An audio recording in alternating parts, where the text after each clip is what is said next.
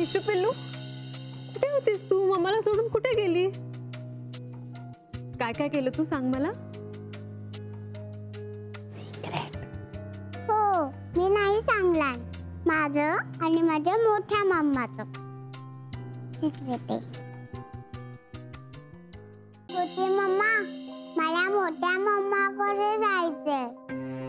आपल्याला शाळेत जायचंय ना? मला मोठ्या मम्माकडे पोहोचव. मला शाळा सोडून द्यायची? नुसती मजा करायची आहे का? ते मावशी, मला मोठ्या मम्माकडे पोहोचव ना. मला आणि ईशाला एकमेकांपासून लांब कसं ठेवायचं याचा नवीन मार्ग शोधून काढलाय का तुम्ही दोघांनी आता? हा असा वाकडा विचार फक्त तूच करू शकतेस. आम्ही सरळ विचार करतो. ईशाला ताप आलाय. असं कसं आलं अचानक ताप? आणि बरी आहे का ती आता? उगाच खोटी काळजी दाखवू नकोस मोनिका, कळतं ते. मी मगाशी ईशाला फोन केला होता क्लिनिक मधून, तेव्हा ती म्हणाली की मम्मा तू येताना दिल्लीच्या बाबाला घेऊन ये. मनसी, या विषयावर आपल्याला गंभीरपणे विचार करायला हवा आणि एक काहीतरी डिसिजन घ्यायला हवा. मला वाटतं मी ईशाला सांगावं की बेटा, आपल्या फॅमिलीत फक्त तू आणि मीच आहे.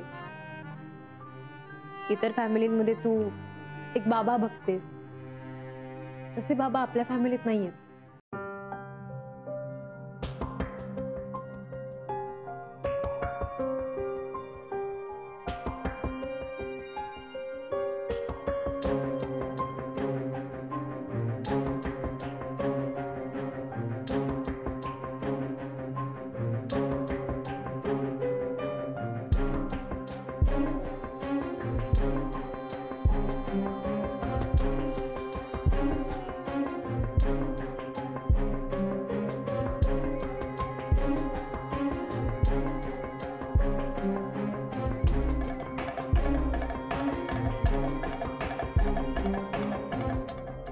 बोल. हॅलो हॅलो मनू, ईशा कशी आहे ग? तिची तब्येत बरी नव्हती ना? बरी आहे. ओके. ऍक्च्युली काही नाही ग, काळजी वाटत होती तिची. औषध दिलंय मी तिला. येऊ फोन? ओके. ऐक ना, तिला माझी आठवण येते का ग? झोपली आहे ती. ओके, लवकर बरी होऊ दे हा ती. मी ठेवते आता फोन. Bye, good night.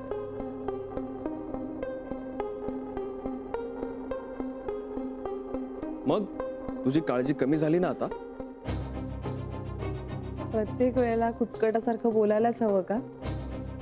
म्हणजे तू खोटी नाटकं करायची आणि आम्ही त्यावर सिरियसली बोलायचं. हा, काय खोटी नाटकं? हे बघ, ईशावर तुझं किती प्रेम आहे किंवा तू तिची किती काळजी करतेस हे आम्हाला वेगळ्याने दाखवायची गरज नाही. ते आम्हाला व्यवस्थित माहिती आहे. तुम्हाला माहिती आहे ना मी खोटी नाटकं करते म्हणून. पण तुमचं आणि मानसीचं काय? तुम्ही ईशाला जे खोटं बोललात त्याचं काय? व्हॉट डू यू मीन?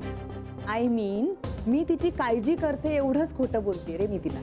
पण तुम्ही काय सांगितलंय? दिल्लीत ईशाचे बाबा राहतात, असं खोटं खोटं तुम्ही ईशाला सांगितलंय का? मग काय सांगायचं होतं? ती प्रश्न विचारते आम्हाला, तुला नाही. आम्हाला उत्तर द्यावी लागतात. अरे हो, पण मग खोटं कशाला बोलायचं? तुझं बरोबर आहे, तिला खरंच सांगायला हवं. पण त्याआधी खरं काय ते तू सांगायला हवंस ना, नाही का? म्हणजे काय? ईशाचे बाबा कोण आहेत? खरे बाबा ते तू सांगायला हवंय. बोल ना आता. तुला राग येतो ना आम्ही ईशाशी खोटं बोलतो? मग तू खरं सांग तिला. तुम्हाला आता यापुढे नीट विचार करून पाऊल टाकावं लागेल मॅडम. हेच वाक्य तुम्ही मला प्रत्येक वेळेला सांगता. माझ्या फायद्याचं काय ह्याचा विचार मी कसा करणार? तो तुम्ही करा ना, मी आशील आहे तुमची. तुम्ही म्हणताय की तुम्ही, तुमचे मिस्टर विक्रांत आणि तुमची मुलगी ईशा हे तिघं एकत्र कसे येतील, बरोबर? हो, कारण मी विक्रांतची बायको आहे आणि ईशाला मी जन्म द्यावा ही विक्रांतचीच इच्छा होती. आणि ती मुलगी विक्रांतचीच आहे ही गोष्ट प्रूफ सुद्धा केली आहे मी. मग आता प्रश्न काय आहे? ईशा. ईशा मला आई म्हणत नाही. ईशा मानसीला मम्मा म्हणते. म्हणजे आई, वडील आणि मुलगी अशा परफेक्ट पिक्चर मध्ये जिकडे मी असायला हवी तिकडे मानसी आहे. तुम्हाला तुमच्या मुलीविषयी भावना निर्माण झाल्यात का? नाही, तसं अजिबात नाहीये. पण माझ्या फायद्यासाठी हे सगळं गरजेचं आहे ना. म्हणजे मला जी लाईफस्टाईल जगायची आहे त्याच्यासाठी मला हे सगळं करणं भागच आहे. ओके, मला एक सांगा, ईशा तुमच्याबरोबर राहत नाही त्याला आता एक 3 वर्ष झाली असतील. हो, म्हणजे मानसी 3 वर्षापूर्वी ईशाला दिल्लीला घेऊन गेली होती. करेक्ट. मग एक धोका असा आहे की लिमिटेशन लागू होऊ शकतो आणि मग पुढे जायला अडचणी येत. लिमिटेशन म्हणजे काय? अहो, म्हणजे तुम्हाला एखादा मुद्दा जेव्हा कोर्टासमोर मांडायचा असतो ना, तेव्हा ती घटना घडल्यापासून 3 वर्षाच्या आत केस दाखल करावं लागते, नाहीतर ती नल अँड वाईड होते. हो, तुमची बहीण तुमच्या मुलीला घेऊन दिल्लीला गेली त्याला एक 3 वर्ष झाली असती आणि ती इकडे येऊन सुद्धा आता 6-1 महिने झाली असतील, बरोबर? या, पण मग आता पुढे काय करायचं? माझी मुलगी फक्त मला म्हणते तू मला फिरायला हवीस, आणि ते मला अजिबात सहन नाही. काहीतरी मार्ग काढावा लागेल, विचार करावा लागेल. तुम्ही सुद्धा करा विचार, आणि त्याआधी हा विचार करा की तुम्हाला नक्की या मार्गाने जायचंय.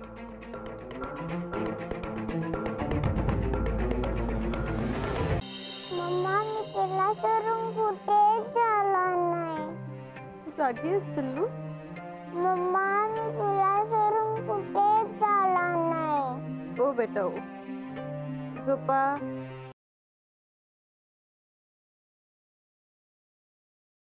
एक मिनिट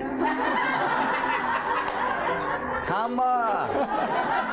हा डायलॉग तिकडनं आलेला आहे ना, जरा विचारूया ना नेमकं काय झालं. त्याला चान्स दिला होता की नाही नाही नाही नाही, रिलेटिव्ह फार अशा बाबतीत जागरूक असतात. कोण आधी सांगतं हो ना.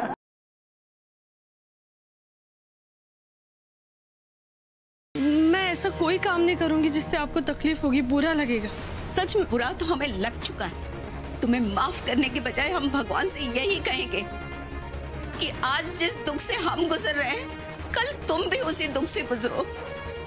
एक दिन तुमसे भी कोई तुम्हारा बेटा छीन कर ले जाए, तब तुम्हें पता चलेगा कि एक माँ का दिल कैसे छलनी होता है.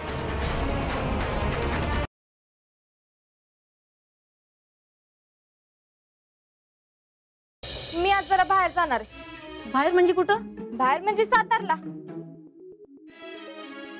सातारला कशाला? काम आहे माझं. कोण कोण जाणार आहे? मी आणि यास्मिन.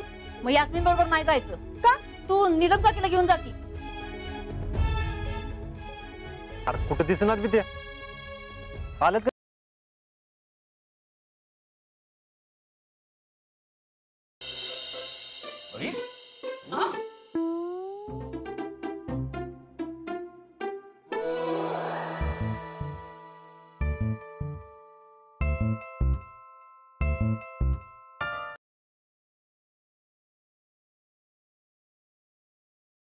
आषाढी एकादशी आणि मी इथं अशी पडलेली. पण आता उद्या इथल्या देवळात बी मला जाता येणार नाही. तू विठ्ठलाच्या दावा कर. तुझ्या भेटीला उद्या विठ्ठल येतो का नाही बघ.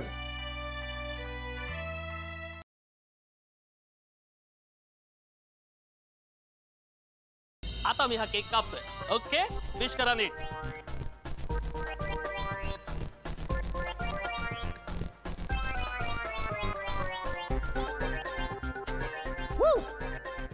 Happy birthday Cyrus.